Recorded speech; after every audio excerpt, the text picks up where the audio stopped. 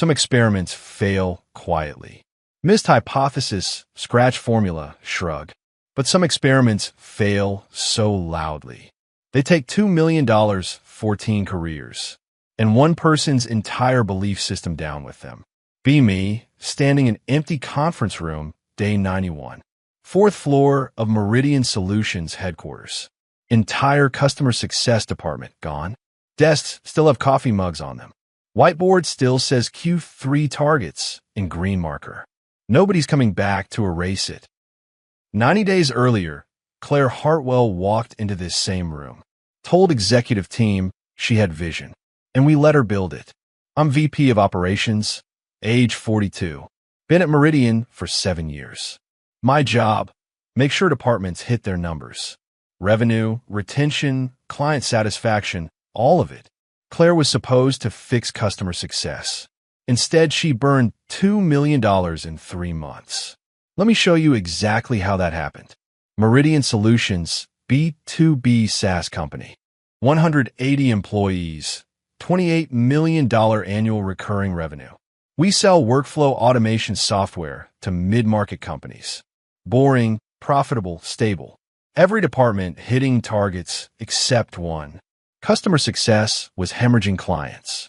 Churn rate at 18%. Industry average was 12%.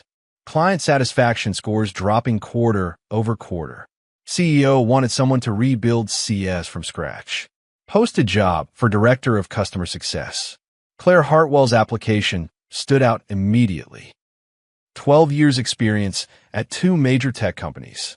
Published articles about building empathetic teams. Strong references, impressive credentials. I sat in on her final interview, took notes. She was sharp, articulate, genuinely passionate.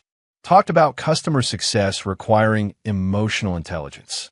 Most CS teams fail because they're built by people who don't understand relational dynamics. CEO was impressed, nodding along. I had flicker of doubt, something in her phrasing. But I said nothing, didn't voice concern. First regret, should have spoken up then. Claire was hired, given full autonomy. Budget, $1.4 million annually. Headcount, rebuild entire 16-person department. Her mandate, fix churn, improve satisfaction scores. She had 90 days to show results. This is how those 90 days actually went. Day 1, Claire starts hiring immediately. Spends 6 weeks interviewing, building her team. I'm watching from operations level, tracking metrics. Notice something strange in applicant tracking system. Pull up the data. 43 men applied for CS positions. 0 advanced past first screening round. Every single hire is female, all 16 positions. I think about flagging this to HR. Decide against it, don't want to seem like that guy. Who questions diversity hiring? Second regret, bigger than first. Meet the team Claire assembles. Priya, Senior CS Manager, age 36. 8 years experience, came from competitor. Quiet, data-driven, results-oriented. Claire's best hire by far. Priya knows the work. Megan, mid-level, age 29. 3 years experience, outspoken, confrontational. Treats every disagreement as power struggle. Danielle, Junior, age 24. Fresh out of college, eager, talented, but green. Looks up to Claire like mentor. Sophie, mid-level, age 34. 5 years experience, former startup founder. Independent thinker, doesn't follow groupthink. Will matter a lot later in this story. Claire holds team kickoff in main conference room. I watch from doorway, observing. Her speech is genuinely inspiring, I'll admit. Talks about building radically empathetic CS team. No hierarchy, no corporate bro culture. Decisions made by consensus, everyone's voice matters. Team gives standing ovation. Even I'm thinking, maybe this could actually work. Maybe fresh approach is exactly what we need. That was day 1. Standing ovation was last time entire team agreed on anything. Days 1 to 15, the honeymoon. Week 1 is actually great. Team bonds quickly, having lunch together. Claire institutes feelings check-ins at meeting starts. Everyone shares emotional state before discussing business. Feels refreshing, different from typical corporate. Client response times drop from 4 hours to 90 minutes. I'm reviewing metrics, seeing improvement. Thinking, okay, maybe I was wrong to doubt. Week 2, first crack appears. Client escalation comes in, serious one.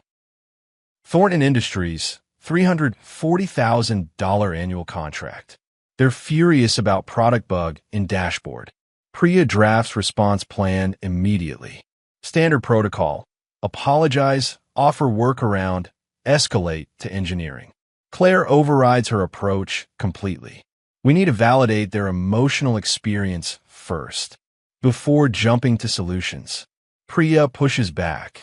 They need technical solution, not validation.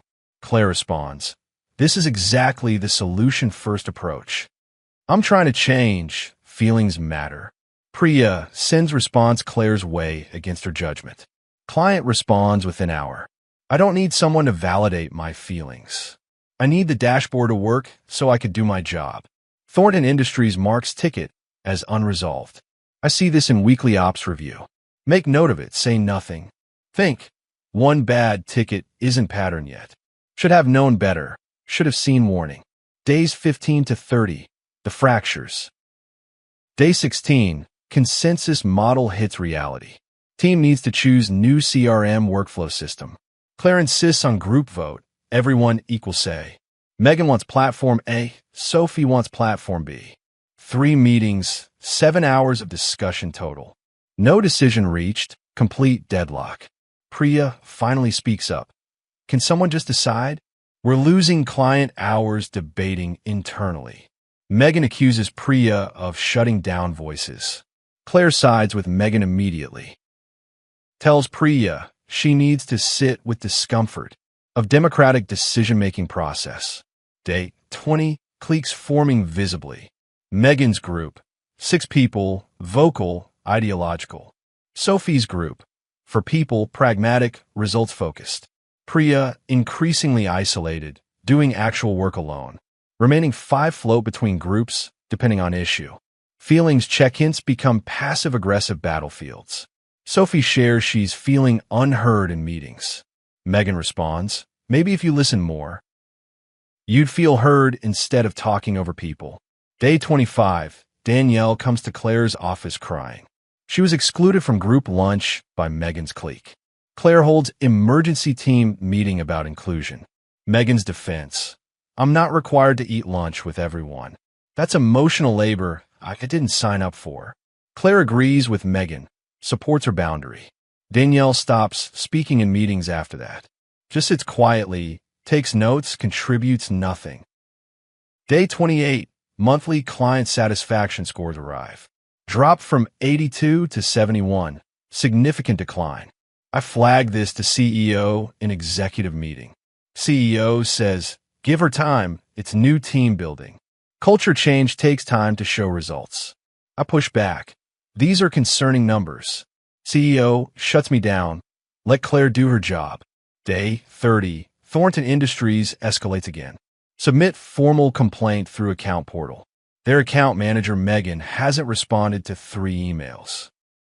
Megan's documented reason in ticket system. Processing difficult interpersonal dynamic with Sophie.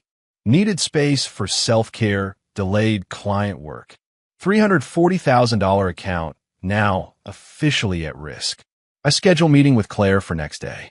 Days 30 to 60, the unraveling. Day 32, Sophie requests private meeting with me. Comes to my office, closes door, sits down.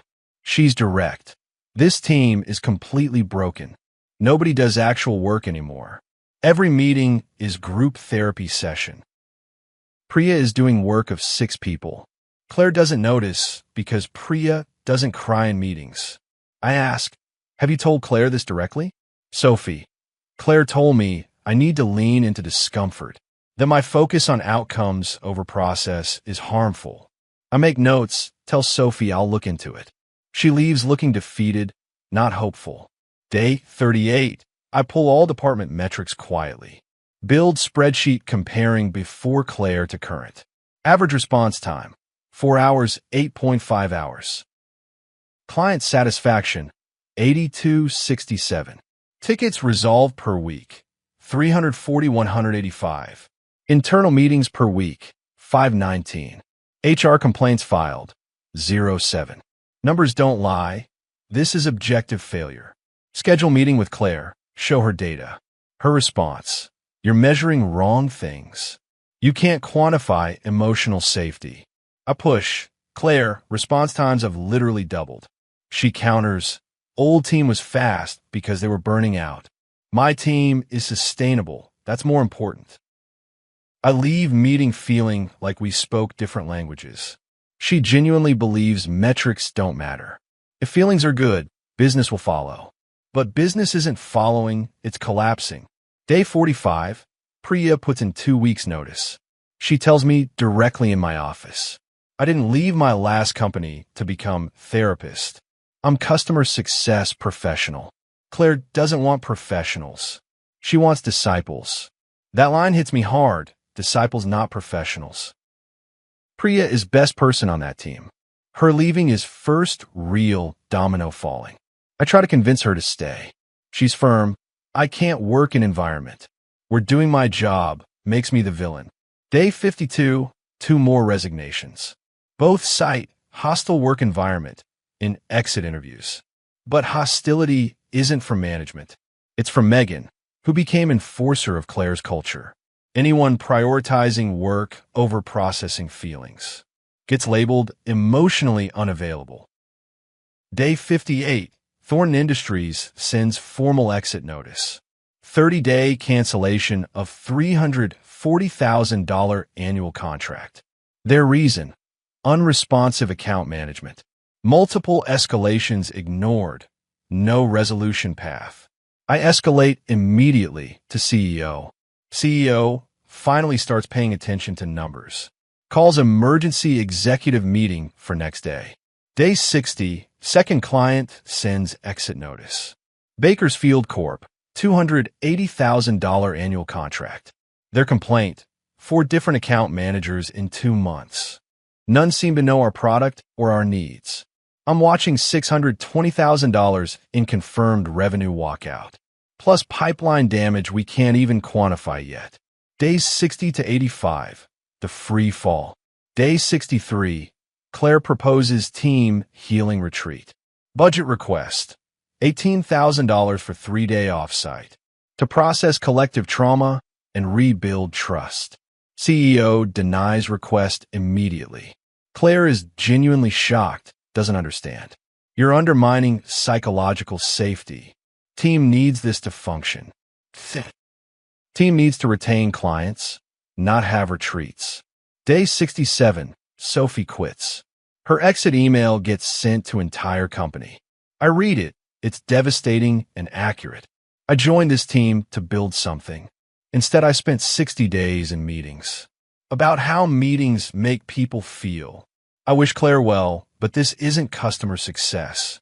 It's support group that accidentally has clients. Email goes viral internally within hours. 3 departments screenshot it, forward it around. Engineering team lead sends it to me with 1 word. Yikes. Day 70. Megan files HR complaint against Sophie for the exit email, claiming it created hostile environment. Claire supports the complaint formally. HR dismisses it.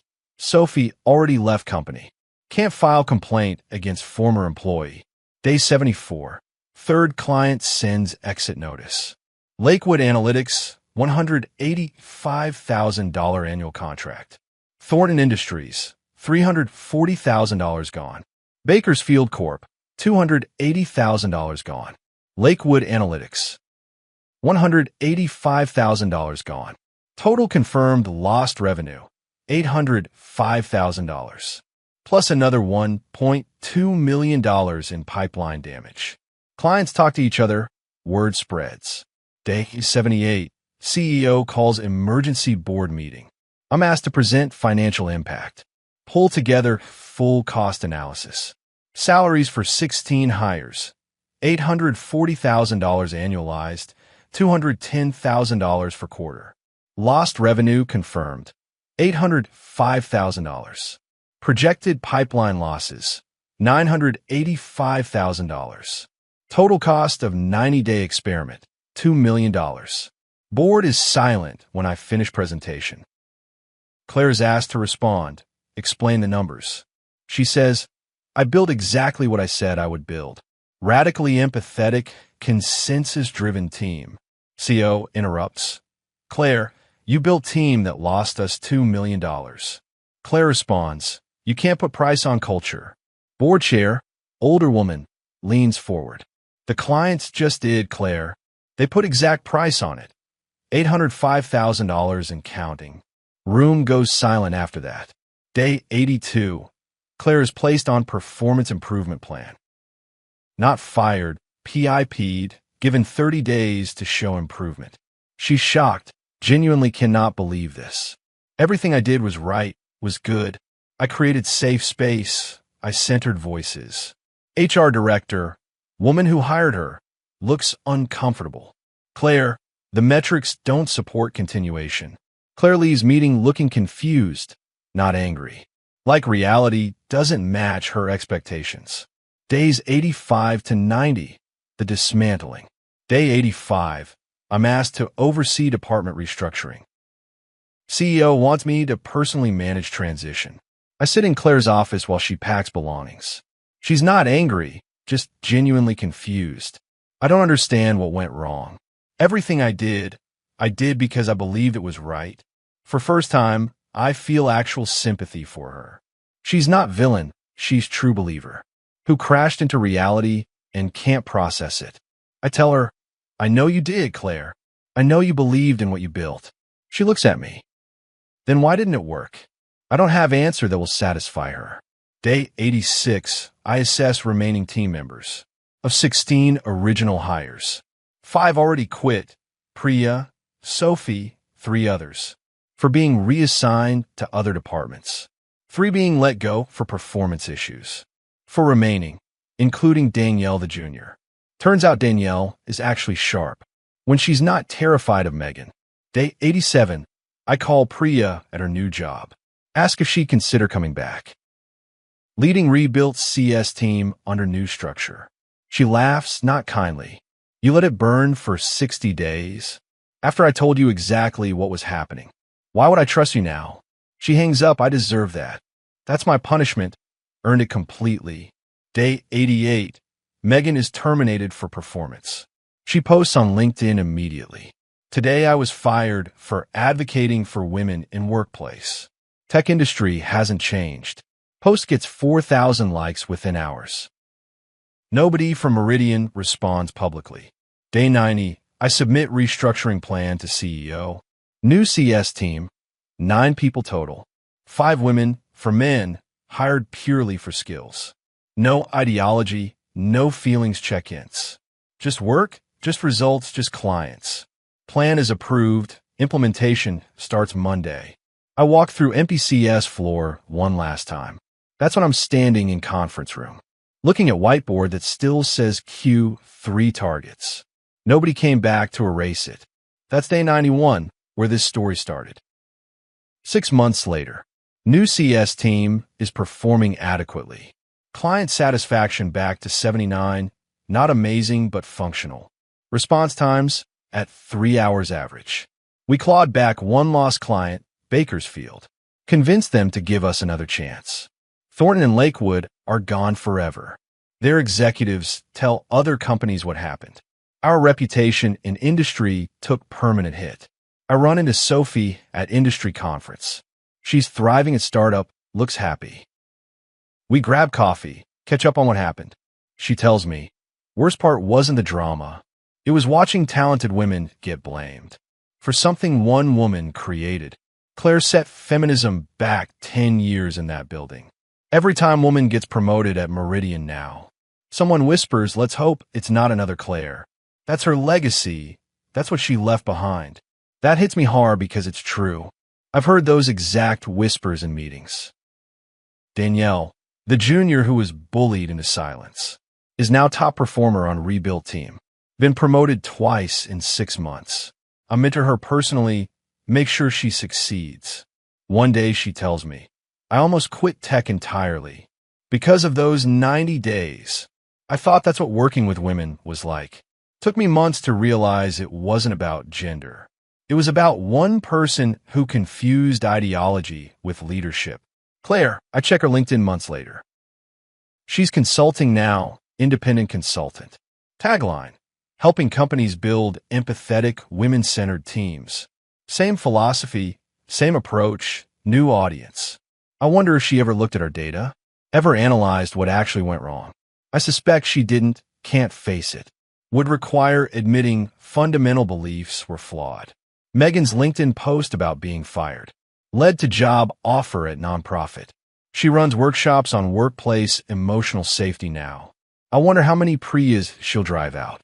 Of those organizations, too. How many talented women will quit? Because they wanted to work, not process feelings. The confession. I've told this story like I'm observer. Guy who saw it coming, documented it. But here's what I don't tell people at conferences. When they ask about the Claire situation, I saw applicant tracking data on week 2. 100% female hiring, 0 men advanced. I saw CSAT drop on day 28. Significant decline, obvious warning sign. I heard Sophie's warning on day 32. She told me exactly what was broken. I had full metrics on day 38. Spreadsheet proved objective failure. And I did nothing meaningful until day 58, when client literally threatened to leave. 30 days of data showing problems. 30 days of warnings from team members. 30 days of watching metrics collapse. And I stayed silent because I didn't want to be the guy who questioned women's leadership. I was so afraid of being that guy that I became guy who watched $2 million disappear. Claire built the bomb, that's true. But I handed her materials and looked away while she lit the fuse. That's part of story nobody talks about. The silent collaborators, the complicit observers. People who knew and said nothing. Until it was too late to matter. I walk past that 4th floor sometimes. Conference room still has same whiteboard. Someone finally erased Q3 targets. Wrote Q4 targets in blue marker instead. But coffee mugs are gone, desks are clean. New team works there now, different people. They don't know what happened in that room. Don't know about the $2 million. Or the 14 careers that ended. Or the woman who believed so deeply that she destroyed thing she was trying to build. They just come to work, help clients, go home. No feelings check-ins. No consensus voting. No healing circles or emotional labor debates. Just work and it works. And I carry the knowledge that I could have stopped it on day 32, or day 38, or day 45. But I waited until day 58, and by then it was too late. The bomb had already detonated. I was just waiting for the smoke to clear, so I could count the bodies and write the incident report. That's the story of Claire Hartwell and Meridian Solutions, and $2 million lost in 90 days, and my silence when it mattered most. Some experiments fail quietly. This one failed loud enough that I still hear it. Every time I walk past that conference room and see the empty space where 16 people used to sit before someone confused ideology with leadership, and I confused cowardice with neutrality.